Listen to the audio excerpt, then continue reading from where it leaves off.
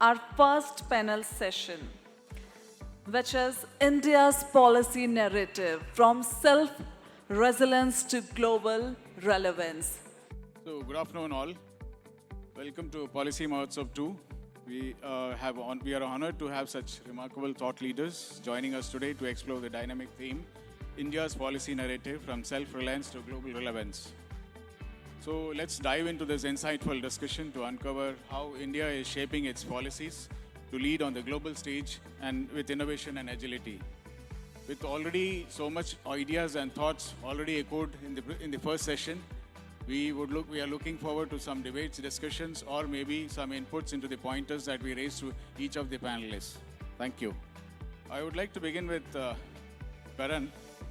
So, given your expertise in health policy and sustainability, how can India balance the need for rapid regulatory approvals to accelerate medical device innovation, development, while maintaining stringent quality and standards?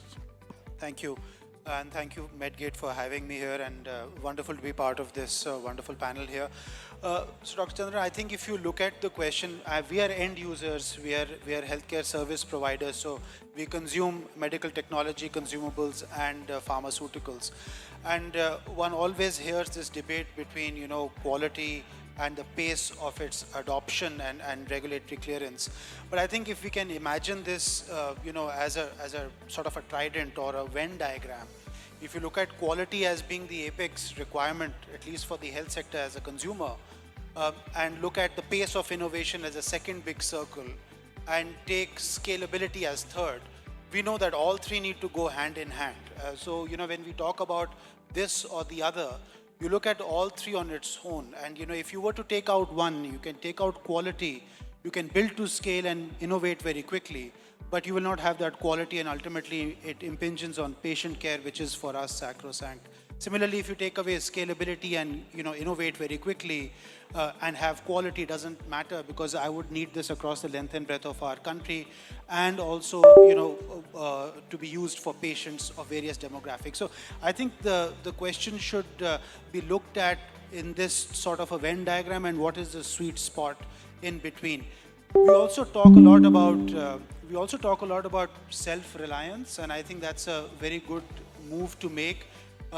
Organizations like ours, which was discussed in the previous panel also, are sometimes, our hand is sort of forced when we have to choose which technology or which technology provider to look at, when there are issues of, let's say, an Indian manufacturer not having CDSCO clearance or having issues with regulatory compliance, where they may match the foreign entity.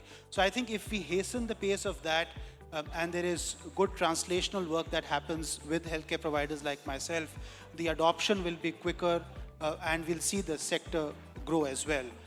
And lastly, I think it's also a question of what we've seen over the past 5 years. The health sector has seen COVID, it's seen disruption because of geopolitics, and now it is seeing geoeconomics played out in the trade war. Everybody's going for safe spots and looking at the path of least resistance, and then therefore going back to people who have been providing for a long time and not looking at newer technologies. So that is one mindset that can change if we have an expanding ecosystem providing quality medical technologies and innovations, which can then be adopted, because paradoxically now we're also looking at near-shoring. I would like something that I can get closer to me rather than having it shipped because of the global environment. So I think we need to look at it in those three, sort of a Venn diagram, but also know the current apprehension because of what has happened in the past 5 years as well. Thank you for your thoughts. I would like to move on to Dr. Aparna. So, ma'am, how can we think of fostering self-reliance in reproductive health and nutrition research, since this is your domain, while ensuring that its clinical trials meet global standards? And what specific policies are accelerating India's contributions to international health research? Do you feel there is a current policy facilitating these things, or do you feel that more policies and modified policies need to come in? Thank you. Thank you for the question. Definitely this present time, the research ecosystem is highly conducive to actually have good quality, robust trials and other studies which will hold up to global standards. That is our goal, and that is what we are striving for. And as you're talking about policy, as we say, we are kind of going towards more of an enabling environment. We do have a very good new drugs and clinical trial rules, which gives us very clear and and clear pathway as to how we are conducting. Our regulatory agency, CDSCO, is modernizing very rapidly, adapting to whatever newer therapeutics, newer technologies are coming into the market. And as a research organizations, we have also put forward our own steps towards making this ecosystem more robust in terms of ethics, in terms of building clinical trial networks, which are going to help in conducting studies, validating diagnostics devices, etc. As well as we have built a phase 1 network where we can have early phase trials, which was till now not available for the public sector and not available for smaller startups, and is obviously very resource intensive and risk laden. And besides that, we also have an open platform called MedTech Mitra, where we are inviting any innovator, be it from academia, be it from startup or from smaller industries, with any innovative diagnostics and devices, and we are trying to give them a hand holding in the whole clinical development plan, whether regulatory advice or development of the clinical study plans, preclinical studies also, as well as up to the HTA once they have a manufacturing license. And in this, we are partnering with many knowledge partners. This is an initiative in collaboration with CDSCO and NITI Aayog. And we have multiple knowledge partners in this, who are helping us in providing this guidance. And that is applicable to all sectors, be it RCN, communicable, non-communicable, whatever is the need of the day. Thank you. Move on to Dr. Rahul. Sir, given the challenges of high R&D costs and skill shortages in the medtech industry, how can India leverage public-private partnerships, international collaborations to transition from import dependency to becoming a global leader in medical device manufacturing and innovation? Perfect. So I'll be talking about what is actually the bottleneck. And we need policies and we also need processes. So that's very, very important. For example, what ma'am mentioned, we have the process ready that there's a MedTech Mitra platform where the startups will have to go, and clinical trial happens to be a bottleneck for all the major MedTech startups, right? But then we need to have the other side of the player, for example, the medical schools, to have innovation centers where we have people who co-create it together. For example, even in yesterday's session, there was a discussion going on that there's a lower adoption of what we are inventing and what we are producing. See, the adoption has to be with the clinicians when we are talking about the medical devices. Where we fail is whenever we are buying a product, there's a different mechanism of buying the product, and then we give it to the users to use it. The users are the clinicians. The policy shift which has happened in the last 4-5 years, whether we talk of the largest medical device park which is coming up in Greater Noida or in UP or everywhere, we are just trying that if we involve the users too early to co-create it together so that there's very less flaw and the user has a say into it. For example, we are developing a device that takes care of, which is a non-invasive model, right? If on the day one, the clinician and the XYZ department is also involved in putting in their opinion, the clinical opinion, and they develop it with the technology people, and if the medical college or the institutions across countries also involved in the trial, testing and validation, then once the device is ready, the adoption chances will increase. The same clinician will absorb it because he was involved in the process of making it. To help this out, we have very recently done something very interesting. We are a UP का पहला hospital-based medical incubation center, which is also a Stanford by Design Center.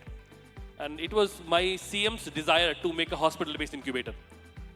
And we specifically run startup clinics and startup OPDs.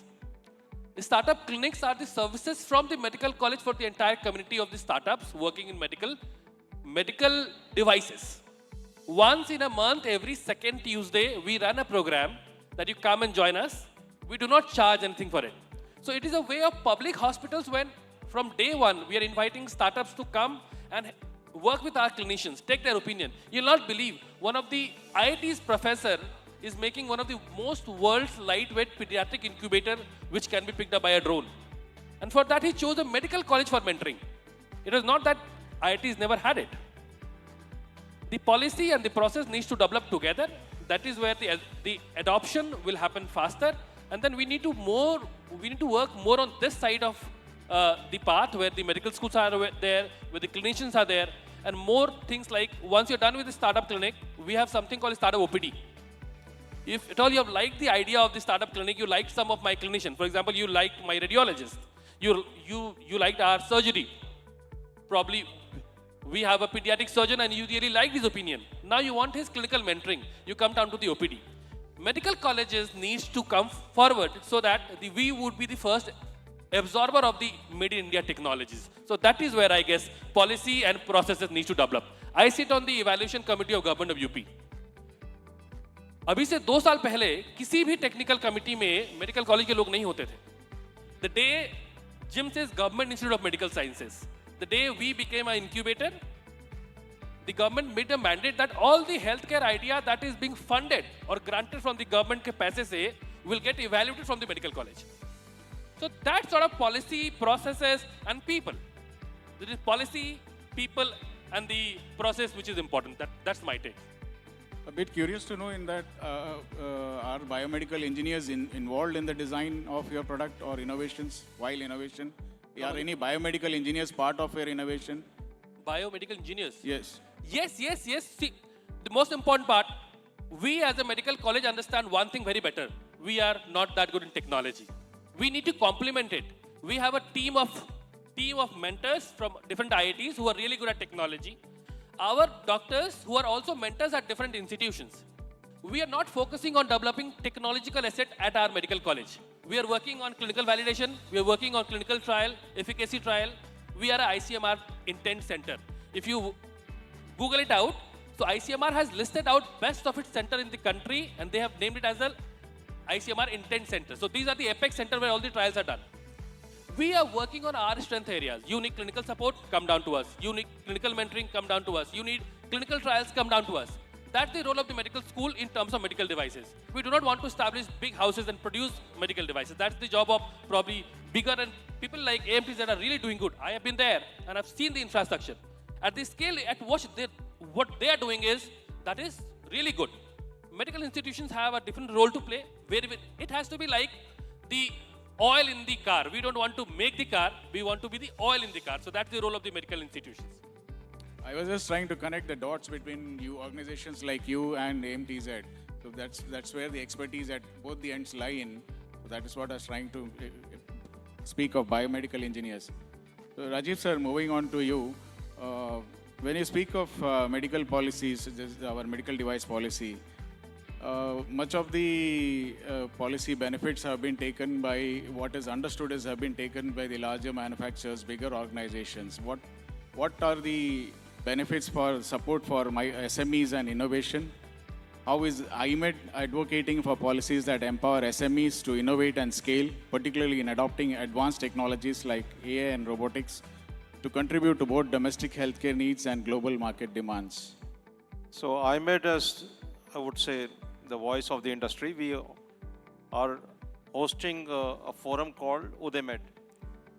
UDEMED is U for user, D for developer, A for academia, I for industry, and it's interfaced not only between these stakeholders, but also the government departments, whether DST, DBT, ICMR, CSIR, DSIR, DRDO, all these are also interfaced with UDEMED. Through this, we provide an informal forum whereby developers, like he's mentioned over here, all that what you were saying was music to my ears. Let me put it like this. I entered the industry 40 years back. The ecosystem which is prevalent now is fantastic. It's a dream. We didn't have this 15 years back, 20 years back, 40 years पहले तो था ही नहीं. DSG is doing a good job. DBT is doing an excellent job. And what is being done now in the ecosystem really is very good. The government has come out with a PRIP scheme.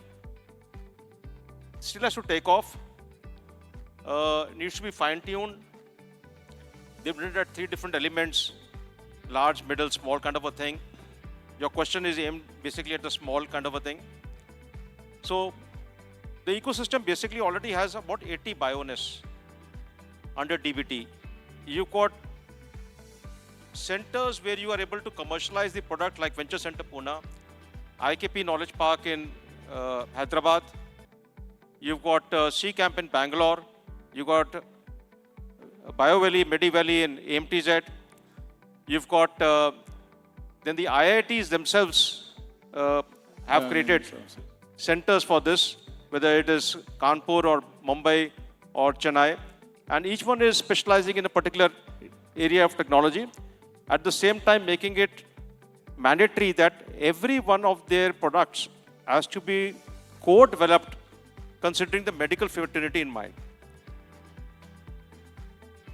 The DOP announced in November last year a very good policy initiative whereby clinical studies, which are very, very critical, especially for Class C and for Class D medical devices, whether for regulatory approvals in India or internationally, to be done in a structured manner, and they'll be co-financed by DOP till 25% of the studies cost. That becomes quite substantial, especially when you are doing for Class D products for implants. So I think from the government part, they have done a lot, whether in terms of academia support, policy support, ecosystem support, laboratories, infrastructure. I think it's now the onus on the industry. We need to know who's good at what, and that is something has to be a little of a push of marketing from these institutions. We do not know what is available, what is not available, and a little bit of research from our end also to know what is lying where, which hidden treasures are lying where. So once this communication, which we try to do through UDEMED informally, whenever we get a catalog, or like today also there is a symposium in Chandigarh where about 20 technologies are going to be showcased through both hybrid manner so that they can be commercialized. And they have gone pretty much, I would say, ahead in the innovation and development stage over there.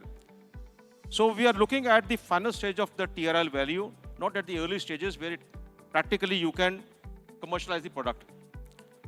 The most successful, I would say, as an institute in India for this innovation journey has been Shri Chitra Institute of Biotechnology in Kerala. That is one institute which has got the maximum number of products which have been commercialized. And they have had a very good model which needs to be, I think it's got slightly diluted, needs to be revived again, where at a very early stage they would tie up with the manufacturer, give him the assurance they'll be working with him on a more or less exclusive basis. Now because of legal things and contractual things, they're being a little bit more hesitant on that. But that kind of comfort, whether it is a verbal handshake, is very important for the industry to be having a real partnership with the academic institute in co-developing a product. Because when you develop a product, you have to finally make the product in a clean room environment in a factory. You have to see that it is going to be manufacturable. Most products can only be sometimes designed from the user wish list. But what is the manufacturability? What is the automation level it can go through? whether it is technically feasible to be made in millions or billions of pieces. You have to rethink from that angle. Scalability. Yeah, scalability. So all that is all important, and we are, I think, going in the right direction over there. Thank you. Thank you, sir. It would be great if we have some data from IMED with these benefits of the PRIP as well as the other financial schemes, the sector-wise benefit, the large medical medtech companies, the medium medtech companies, the small medtech companies. It would be great if we can have that kind of, some kind of research from IMED. Thank you, sir. From IMED side, we keep on sounding the government wherever more tweaking is required. I think the biggest, we've not touched challenges. So the good part is already happening, but we also have stumbling blocks. Absolutely. The biggest stumbling block, which was partly there before because of lack of direction, and I think which is going to be now becoming very seriously a problem for developers and the industry going forward, is our own regulations. The way the medical device rules, though they have been placed separately, are placed under the Drug Act. The drug people are completely comfortable the positioning the way it is because they're familiar with the Drug Act and the drug rules. They know the drug rules on the fingertips. They keep on applying their drug rules on medical device manufacturing. And when we keep on telling them this is not mentioned in the MDR, this is required for drugs and not for medical devices, they ignore us. When we go higher up to their bosses, unfortunately, they ignore us. Then the excuse starts, this is for patient safety. You know, for patient safety, you can't take arbitrary decisions. There's a different discipline for consumer safety in food. There's a different discipline for a low-risk device. What is required for a high-risk device, you will not require for a swab, for example. So depending on the risk proportionate, you need to have risk proportionate regulatory controls, both inside the factory and outside the factory. That kind of a thinking, unfortunately, has not really crept in the whole ecosystem. And for the long term, we need to have a separate regulatory framework and a separate regulator and a separate law, which even the parliamentary committee has been saying time and again. And it's about time that the Ministry of Health starts working on the direction fully, because that was the assurance given to us a few years back, but that conclusion has not come forward. So if manufacturers and developers, if something goes wrong in your trial over there, if somebody really goes crazy and comes after the doctor and to the developer that somebody has died or has got a serious injury, under the current system, you're criminally liable. We need to have an ecosystem where innovation will not be making the doctor or the developer criminally liable. For all the safety safeguards, of course. Absolutely. Thank you, sir. Coming back to Karan, as India transitions from self-reliance to global relevance in the medical device medtech industry, so what role do public-private partnerships and stakeholder engagement play in addressing barriers such as complex registration processes and local competition? So I think public-private partnerships is obviously, one of the key drivers for, getting innovations into clinical practice. But beyond that, public-private partnerships will only work when there is also the trust in patients on these new devices, new technologies that are coming in. And I think a lot more needs to be done from hospitals, from the industry, from associations, to put it out there that not only are these safe, but they're also actually world-leading, class-leading. The other thing is that, if India, and we are well on our path to become the global healthcare destination where Heal from India and Heal in India becomes a reality, we also need to communicate to overseas patients that the landscape that we have here is world class. So that's one. And I think that can only happen through public engagement, but also public-private partnerships. The challenge that we face is what Sir also referred to, is that our patients pay for their care. I cannot be introducing something that does not meet a certain standard or passes a certain muster. And what we need to do is, even if we are bringing in translational research or new technologies, we need to have some bits of safeguard, both institutionally and also for the practitioners, for them to be going forward and saying and making it evident to patients that, look, this is something that we're doing as a partnership, this is something that we're doing on an experimental basis, make that full disclosure, but also know that the liability does not rest with the institution only, while the patient's rights are also preserved. I think that type of engagement is the only way forward, because otherwise we will be talking as the medtech sector, and we will be talking as the healthcare delivery sector, and the innovators will be talking in their own ecosystem.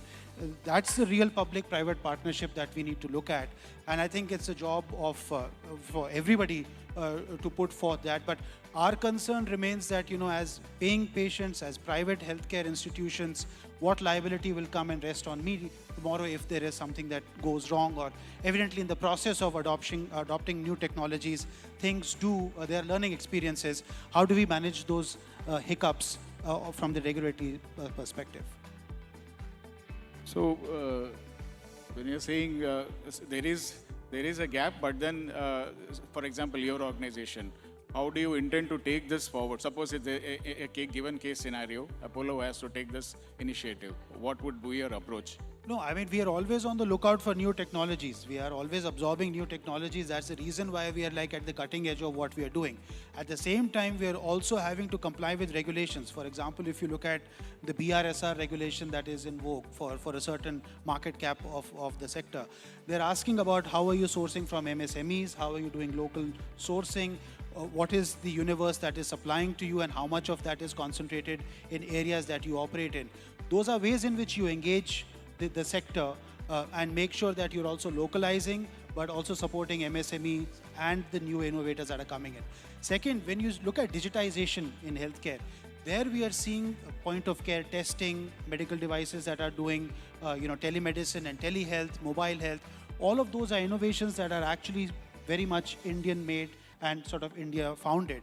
So, and we are looking at home care, we are looking at, telehealth as a major growth area.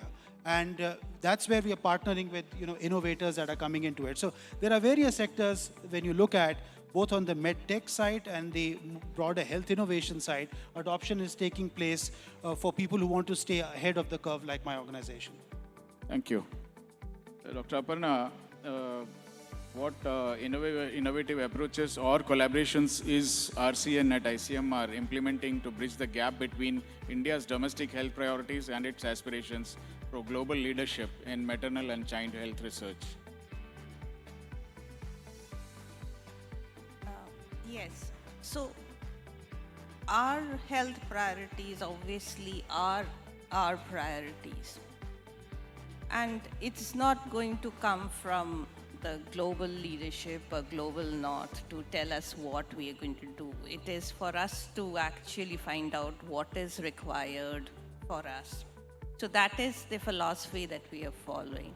But that does not mean that if we generate evidence which is global standard and robust, that is not going to help the global health. So it can be applicable anywhere if we generate evidence which is robust. So that is where is our focus on, because we know if we talk of the medtech sector, the valley of death that has been talked again and again, that we have innovators who have wonderful ideas, and sometimes the clinical immersion is not there.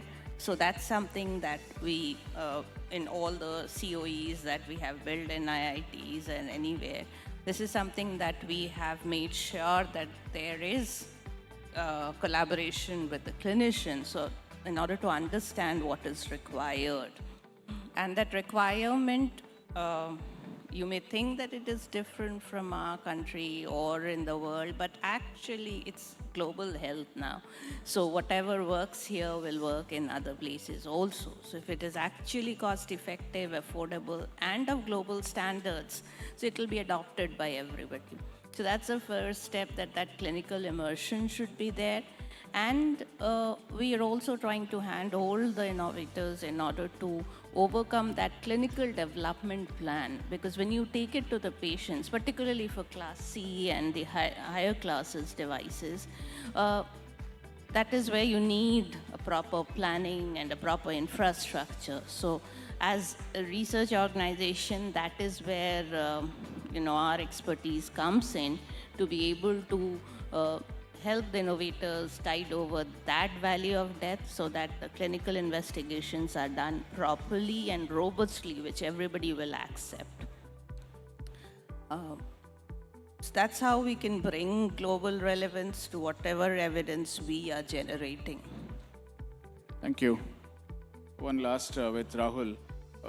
You said you are collaborating with ICMR. So, what kind of specific policy or interventions is your organization is in collaboration with ICMR implementing to foster innovation and regulatory compliance that can position Indian medtech startups globally as relevant players? As I'm the last one to conclude this. So, I'm a resident doctor in the same medical college. Okay. And I had my PhD, and from my PhD there was a device that came out. And we had a perception that यार कहाँ PhD से कोई device निकल के आती है. But when this particular device which came out of my PhD and got funded, तो हमारे hospital में 20 और लोग आए कि यार हमारे वाले MD thesis से कुछ निकल सकता है क्या?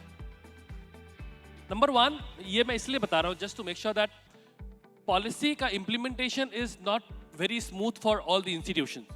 For example, I'll tell you, हमारे पास बहुत सारे startups आते हैं and they tell us कि हमने इसको validate कर लिया है.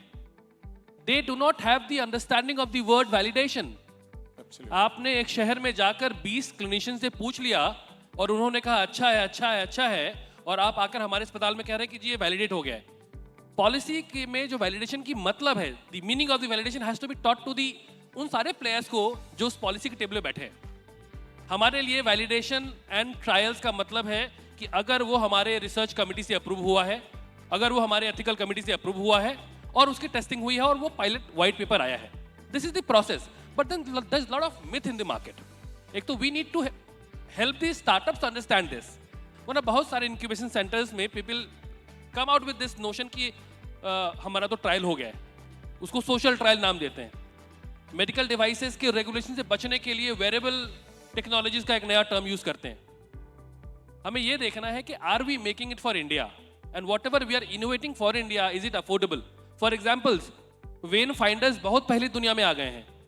You tell me one hospital जहां आप जाते हैं और आपको नर्सिंग स्टाफ वेन फाइंडर से वेन फाइंड करता है? नहीं. Why? The reason is it is not affordable. We always talk on producing in India, but क्या जो हम इन्वेंट कर रहे हैं क्या वो अफोर्डेबल है? उसका रीजन मुझे समझ में आता है कि if we innovate from somebody जो उसका यूजर है उनसे पूछकर. तो इसको देखते हुए we have plan something called a problem bank.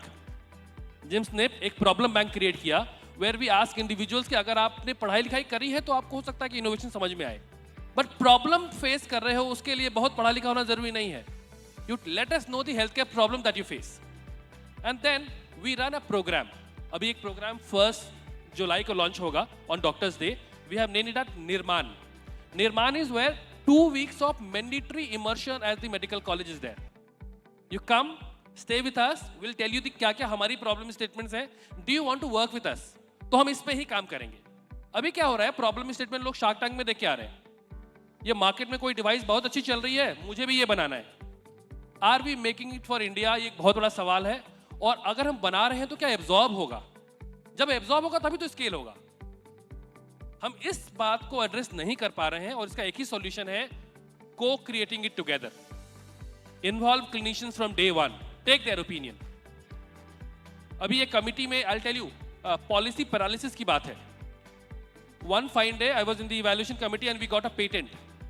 हमारी स्टेट गवर्नमेंट में देयर इज अ पॉलिसी कि अगर पेटेंट ग्रांट हो गया है तो गवर्नमेंट पेटेंट का पैसा देगी.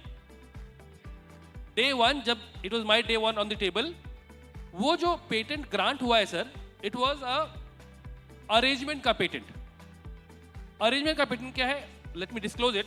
एक डेंटल वैन है, डेंटल वैन के अंदर एक चेयर है, उसके राइट में डेंटिस्ट बैठेगा, लेफ्ट में एक्सरे मशीन है, और इस अरेंजमेंट का पेटेंट ले लिया है उस बंदे ने. जब हमारे पास ये आया तो हमें समझ में आ गया ये तो this is not very good in terms of public health. क्योंकि जब ये सोचा गया था कि हेल्थ को व्हील्स पर लेके आएंगे, there was a mission to make it accessible. अगले दिन मॉर्निंग में I spoke to the committee कि यार ये तो होना नहीं चाहिए, तो गलत पेटेंट है. आई स्पोक टू 4-5 अटॉर्नीज, सब ने कहा सर ग्रांटेड है, you can not do anything. I spoke to the IAS officer, मैंने कहा सर ये तो ग्रांटेड है लेकिन ये गलत है. अगर आपने पैसा दिया तो ये इंडोर्समेंट हो जाएगी गवर्नमेंट की। इतना ही नहीं, उस स्टार्टअप ने एक मेडिकल कॉलेज पे केस शूट कर दिया। एक डेंटल कॉलेज ने 6 वैन्स के लिए ऑर्डर किए, इसने उन पे केस डाल दिया कि इसका पेटेंट तो मेरे पास है। Finally that very day we had to conclude कि भाई पॉलिसी को एग्जैक्टली आंख बंद करके इंप्लीमेंट करने के पहले ह्यूमन इंटरवेंशन बहुत जरूरी है। कल के दिन आप मेमोग्राफी का पेटेंट ले लो वैन में, कल के दिन अल्ट्रासाउंड का ले लो। How do we make health care accessible? तो पॉलिसी का इंप्लीमेंटेशन हैज टू बी, वो देख रहा है कि सही तरीके से हो। मिसयूज बहुत हो रहा है। तो दैट इज माई टेक कि institutions need to understand it, जो इंप्लीमेंट कर रहे हैं। हर ट्रायल जो आप सोसाइटी में कर लेते हो ट्रायल नहीं होता है, it has to go through the particular process और तब जाके मेडिकल कॉलेज में एब्जॉर्ब होता है। मेडिकल कॉलेज में बिना ट्रायल के लोग एब्जॉर्ब नहीं करते हैं और ना करेंगे। Fine. Due to constraint of time, since the order of events started late, and we are asked to wind up. Thank you, panelists, for your valuable time. Clearly, there are gaps in policies and innovations in policy establishments, and policy making is the need of the hour now. Innovations, devices, manufacturing devices, establishments में नहीं है. We need also innovations in policy establishments. Bureaucrats with the systems establishing policy making decisions need to look for innovations, because as you said, there are clearly gaps, whether it is manufacturing, whether UDayMed, as sir said, is one such good step forward. Maybe it can be considered duly to be cooperative into the government policy decision makings. So any such initiatives from the user end, it should be always recommended at every forum. That all is all I would like to say. Thank you for the patient hearing audience.